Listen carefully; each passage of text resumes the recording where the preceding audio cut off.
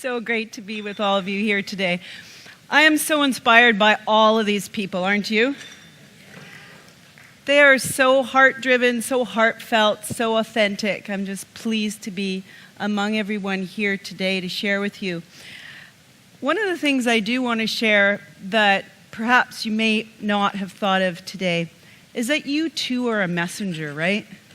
Like everybody's a messenger, whether you're on this stage or in your living room or in your bedroom with your kids, in your community. Are we all not messengers? And so one of the things that I believe in for our future is that we will step into fully being messengers and fully speaking our truth, fully being alive in our truth. Because it's that truth, you know, that truth that comes with a capital T. It's not that lowercase t like, oh, that's my truth and that's your truth. No, this is divine truth. And when you can really touch on your divine truth, that is where the messages suddenly become movements. And what I want to share with you from my many years of having personal experience in this, as well as seeing a lot of other people who want to speak and who want to share their message, is that they didn't start out with ideal childhoods. Anybody here with me on this? We were told we were too fat or too thin or not smart enough or too smart for your britches. We were told to stay small, to stay quiet. In other words, to be who we really weren't at our core. And so when I was growing up, I was told by my brother that I was fat, and he said chubs, and that is what I was called, chubs. And every day I took on that entity of chubs, and I walked around, and I started to hide my body. I put pillows in front of my torso when I would speak at home to anyone. And then when I got to high school, I was called retarded. Retarded. And so I chose to hide my mind. And all through my life, I've been called stubborn. Anyone else here was stubborn? And so over time, I hid my spirit. And that's why I'm so passionate to stand here before you today with a completely new message that I am so excited to share, which is that if you're back here in all this shit, the future is to step out of that and claim who you really are.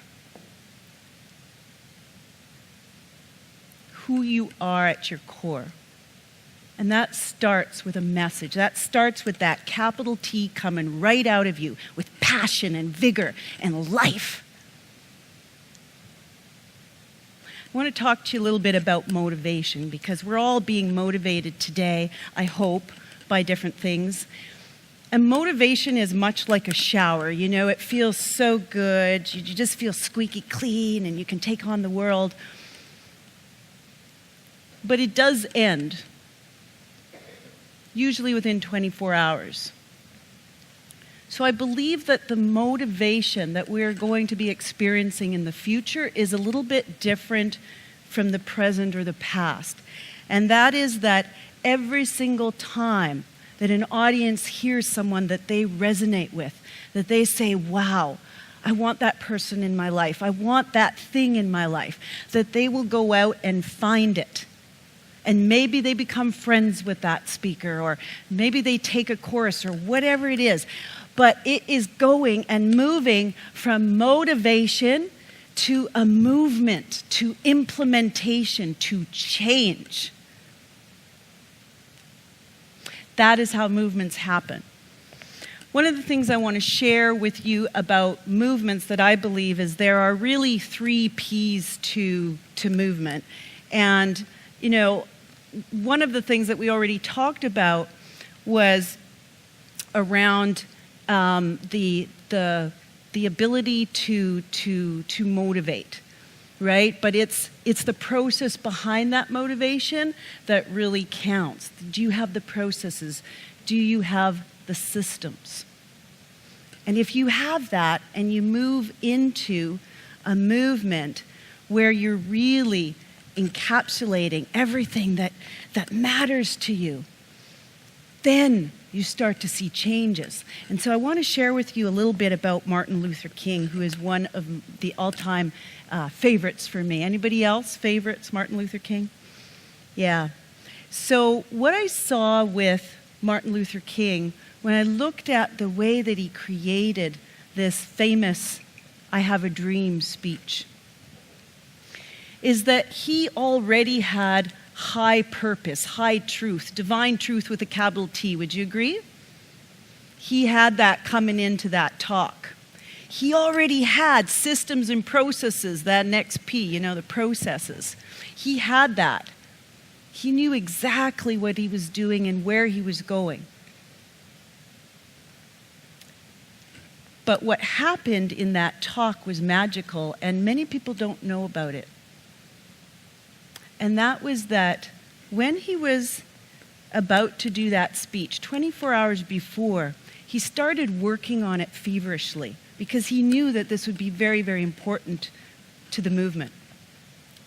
And when he got on stage, he had no sleep. He had written this script. He had written it, rewritten it, and he was there and he was just, really completely focused on this script. And as he began his talk, there was a woman that yelled out, "King, tell us your dream."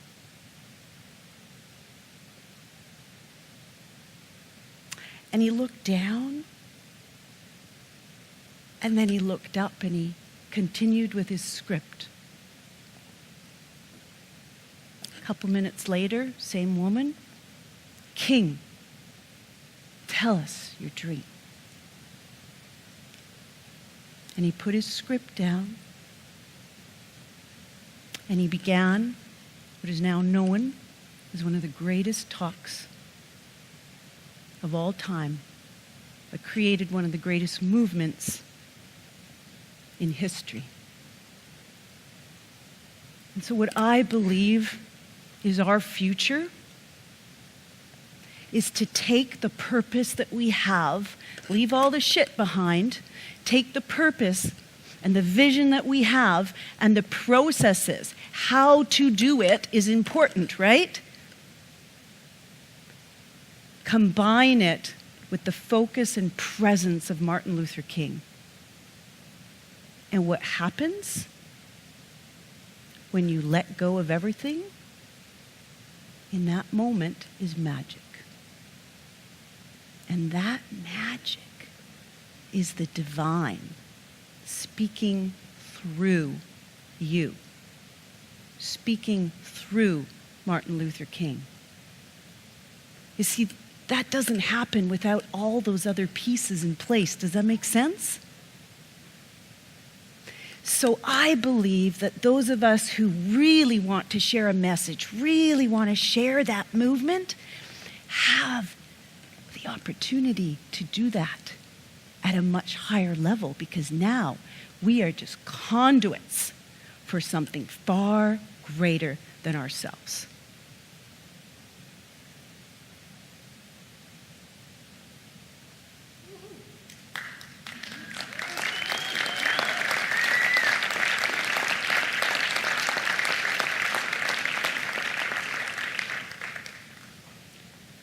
My wish for every person who has the desire, and I believe we all do on some level, the desire to share that message, to impact the world, to start a movement. My wish is that we all have what Martin Luther King had to allow us to bring forth the greater good, the bigger message, so that we can really institute deep change.